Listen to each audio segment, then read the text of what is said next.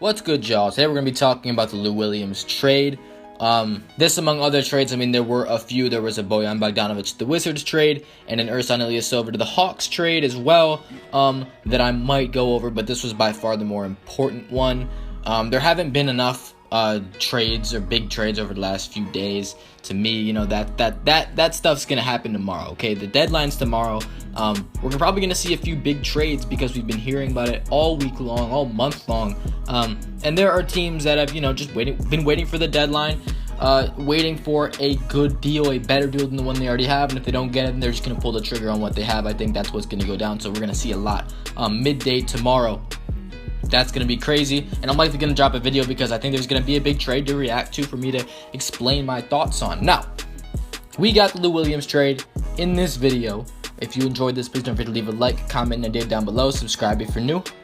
Hit me up on Twitter if you want to ask me about basketball, my thoughts on a specific situation or something like that. The link's in the description for that. Gaming channel as well. Let's get into this. So before I get on to the Lou Williams trade, there is something that you guys need to know in order to understand the Lou Williams trade. And, he's been in trade rumors for a while, but there is a reason why this happened so abruptly, and it's because of Magic Johnson. So if you guys didn't know, Lakers legend Magic Johnson recently was named the president of basketball operations for the Los Angeles Lakers. Mitch Kupchak was fired. And basically, they want to start anew. They want a new guy running this thing. And, it hasn't really gone smoothly. It's been a lot of turmoil in these last few years. And a lot of people had the idea that it was time to shake things up. Magic Johnson brings a new approach. This guy wants to get things done. He says he's a risk taker. This guy he wants to do whatever it will take. He knows a lot about it, and he's very committed to the Los Angeles Lakers. And I think that this is an overall good move. I think that the Lakers will be more successful with Magic Johnson running the show, not as the point guard, but as the GM, president of basketball operations, guy making all the moves. You know what I'm saying? And the first move that he made was trading backup shooting guard Lou Williams to the Houston Rockets in exchange for small forward Corey Brewer and 2017 first round pick. Now, you guys might be kind of confused. Lou Williams is a guy that's been having a really good season, actually. He averages around 27 points per 36 minutes. He's the leading bench scorer in the NBA. He's averaging, I think, around 17 or 18 points, but only limited because of his minutes, and that's due to the fact that he's playing behind D'Angelo Russell in the rotation and Nick Young. They could start Lou Williams, but he's a scoring type. He's a guy that's meant to be instant offense off the bench, and he was let go, or I should say traded, the other day, and some people don't understand why he was traded. I'm going to go over all of this, and people think the Lakers might have screwed up on this. I think the Lakers actually did a really good job here, because here's the thing with Lou Williams. Lou Williams was not going to be a key to a championship-type team on the Los Angeles Lakers in a few years. In fact, Lou Williams isn't a guy you even need at all. He's not helping your young guys develop. He's actually holding them back. Lou Williams is a guy you want to get rid of if you're the Los Angeles Lakers, and the reason why is because he's taking minutes from the young guys that are the future of this team, unlike Lou. D'Angelo Russell was only playing 26 minutes a game because Lou Williams was playing so well. They were trying to win games at the beginning of the season. Now it's obvious that this isn't a playoff team. They want to get that pick. They want to get Lonzo Ball in the draft or whoever. They want to get somebody really good, and they're not going to get that. Lou Williams isn't part of that future when you're building around those guys. He's got to go, and they get another first-round pick for him. That's fantastic. It's not really about Corey Brewer. I don't understand why you only get Corey Brewer, and even a guy like Corey Brewer that's actually getting more money than Lou Williams, so you're paying more money now if you were the Los Angeles Lakers. But in the end, Corey Brewer, he's a temporary piece, okay? He's not going to be there. He's only going to be there for a limited amount of time. That 2017 first-round pick is important. They get that pick just to help with their process. They want as many picks as they can possibly get. Lou Williams for a first-round pick is a pretty good deal. I think that, honestly, if you're the Lakers, this is helping you rebuild. It's helping you give your young guys more minutes, which is exactly what you want. You want development from those guys.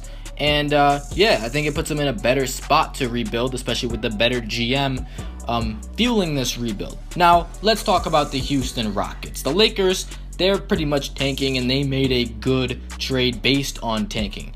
Now, the Houston Rockets, on the other hand, are not tanking. They're trying to contend for a championship, and I've been saying all year the only thing holding the Houston Rockets back from contending for a championship is their lack of star players. They only have one guy that can be considered a star or a superstar, and that's James Harden. They don't really have anybody else close. They only have a few other players on the team that can really create their own shot. Enter Lou Williams.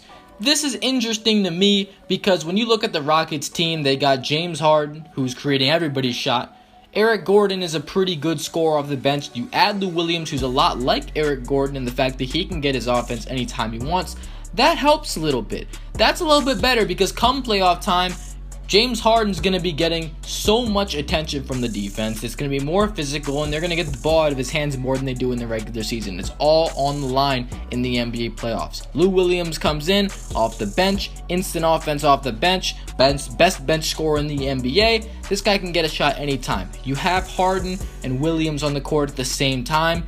This could be a problem for opposing defenses because now you really can't leave one or the other. Lou Williams can shoot the basketball from deep, it fits the Rockets perfectly. If you don't know, you know that the Houston Rockets are the number one three-point shooting team in the NBA. They take a ton of threes, unbelievable amount. They three-point hunt more than the Golden State Warriors or anybody else. This team loves to shoot the three ball. Lou Williams, he helps that, he fits that. Now, one thing I don't like about this trade for the Rockets is the fact that they're giving up defense in exchange for more offense. The Houston Rockets are a team that they're very offensively heavy. You know, they got a ton of guys that can shoot the basketball, and their offense is really, it all comes from James Harden. So it makes sense in the way that James Harden gets more help, for shot creating and getting guys. I don't know if Lou Williams is going to pass the ball a lot. I mean, I guess he's got that ability, but Lou Williams, you're getting Lou Williams for scoring. That's for sure. It gives Harden another guy to rely on. You give Harden another guy, Eric Gordon. You get more guys that can create their own shot, which is good, which is fine. The only problem is that you're getting rid of Corey Brewer, who's a hustle player. He's a guy that can help you on the defensive end, and you're losing defensive stability. You need a good defensive team in order to win a championship. In the Rockets, I don't really think they have that good of a defensive team. Their offense is amazing, and it's only going to get better with this trade. But I think their defense falls off a little bit. Again, it's their reserve unit, so how much does it really matter? I don't know. Probably not that much. You're only going to go like 8 deep anyway in the NBA playoffs. But to me, it's like Lou Williams is better than Corey Brewer, which I understand. And overall, I like this trade for both teams. I think it makes total sense. Lou Williams, he's going to help this team score the basketball. I don't really know how much help they need, though, scoring the basketball. I don't really see that as much of an issue. But like I said, of course, when James Harden sees double teams in the playoffs, he might need another guy to create shots if he gets tired or something like that. I don't know. He plays a ton of minutes. He's going to play even more in the playoffs. And like I said, the Houston Rockets, the only thing holding them back to me is the fact that they don't have more stars, more go-to guys. Lou Williams is not a star, but he's a go-to guy. Like I said, he averages 27 points per 36 minutes. He's instant offense. That's something that can help you, especially in a playoff atmosphere. That's going to do it for this video. If you enjoyed this, please don't forget to leave a like, comment, idea down below.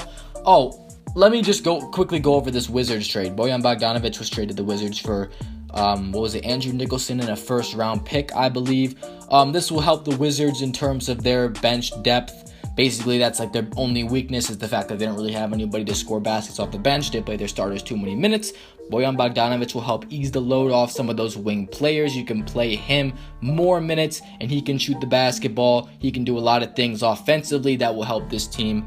As for the Nets, they get another pick, which is all they could really want. Bojan Bogdanovic didn't really care because, they're not going to contend in the next few years, and he's not a piece of that puzzle. He's not really worth anything to them. Brook Lopez is probably going to be gone soon too. Also, maybe tomorrow. Maybe we'll be talking about that tomorrow. Anyway, and the Ilyasova trade. Ilyasova's just been traded every single what is it? This was the third time he's been traded this year. He was traded from the Magic to the Thunder to the Sixers, now from the Sixers to the Hawks in one season. He didn't play on the Magic this season, but before the season he was traded to the Thunder. And yeah, I don't know. Whatever. I guess the Hawks see something in him, just more shooting. Everybody on the Hawks can shoot. So I guess he fits that mold. But anyway, that's it for this video. If you enjoyed it, please leave a like, comment, and idea down below, or hit me up on Twitter. I'll talk to you. You guys have any questions for me, I'll definitely answer them on Twitter. Links in the description for my Twitter, and subscribe if you're new. I'm out. Thanks for watching, y'all. Peace.